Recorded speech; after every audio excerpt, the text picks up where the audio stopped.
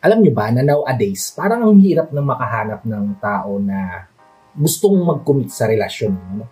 Yung tipong ramdam at kita mo na gusto kanyang makasama sa mahabang panahon, ramdam at kita mo na sobrang mahal ka niya dahil napaka-alaga niya, napaka-caring niya, napaka-respectful niya, napaka-gentleman niya. Yung tipong anytime pwede niyang sabihin sa'yo na will you marry me at mapapayes ka kagad. Kasi kitang-kita at ramdam na ramdam mo yung pagmamahal niya sa'yo at yung willingness niyang mag-commit sa relasyon niyo.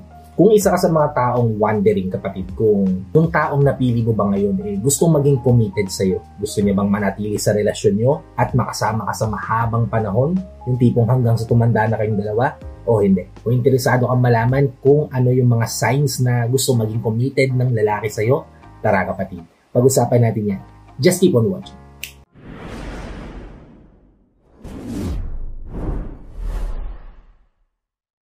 Hi, I'm Gary Opimo at gumagawa ko ng mga videos na katulad nito para matulungan ka na maging best version ng sarili mo at maibigay mo yung best self mo syempre sa taong mahal mo. Kaya kung bago ka pa lang dito sa channel ko, please consider liking this video.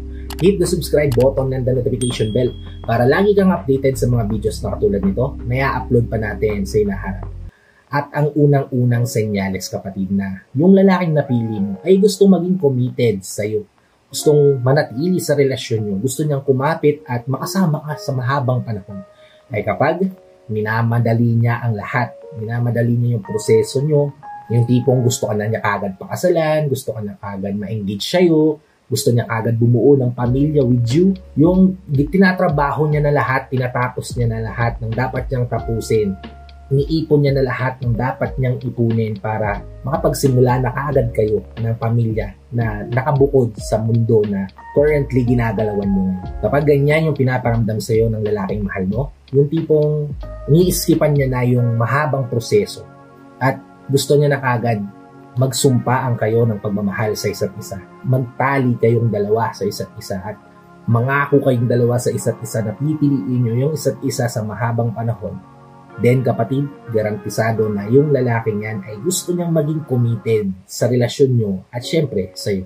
Well, pwede mong sabihin na, Kuya Gary, may mga tao nga na kinakasal na minadali tapos maghihiwalay din pala sa inaharap dahil hindi talaga gustong maging committed ng isa't isa sa relasyon. Well, nangyayari talaga yan. Pero kung ang sitwasyon ay yung lalaki yung namimilit sa'yo na bumuo na agad kayo ng pamilya, bumukod kagad kayo at magkaroon ng maayos at tahimik na buhay ng magkasama, then ibang usapan na yan. Ibig sabihin lang yan kapatid, gusto ka niya talagang makasama sa mahabang panahon. Kasi may mga instances kapatid na yung babae minsan yung nag-aaya o nagpaparamdam na gusto ko nang mag-settle in tayong dalawa.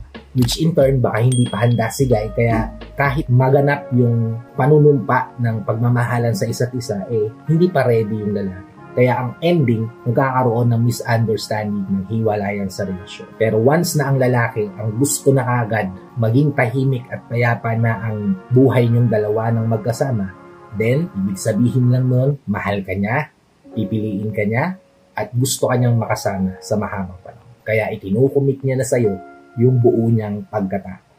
Okay? Proceed tayo sa ikalawa, which is, lagi ka niyang gustong makasama, makita, makausap, makabanding kapatid. Kapag regularly gusto ka niyang makasama, ibig sabihin lang nun kapatid, napakahalaga mo sa buhay niya. At garantisadong committed yan sa'yo.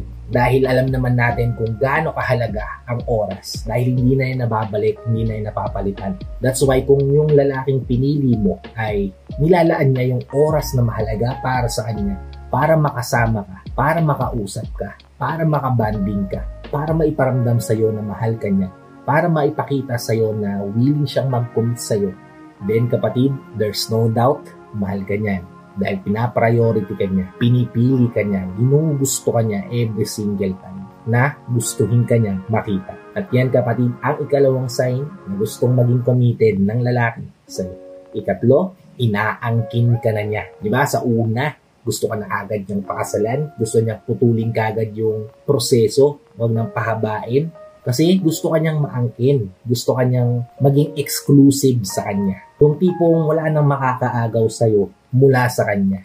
Yung tipong hindi mo na magagawang lumayo sa relasyon niyo dahil committed ka na sa kanya. Kapag gusto kang maging exclusive ng lalaki sa buhay niya, ipaparamdam niya sa'yo kung gaano ka kahalaga sa pamamagitan ng pagiging proud sa'yo, hindi lang sa social media platform na ginagamit niya, pagiging proud sa'yo, kundi pati sa mga kamag-anak niya, sa mga kakilala niya, sa mga kaibigan niya, sa mga taong mahalaga sa kanya. Ipinapaalam niya sa buong mundo na sa kanya ka lang. Once na maramdaman mo to sa relasyon, may paramdam sa'yo ng lalaki ko sa'yo.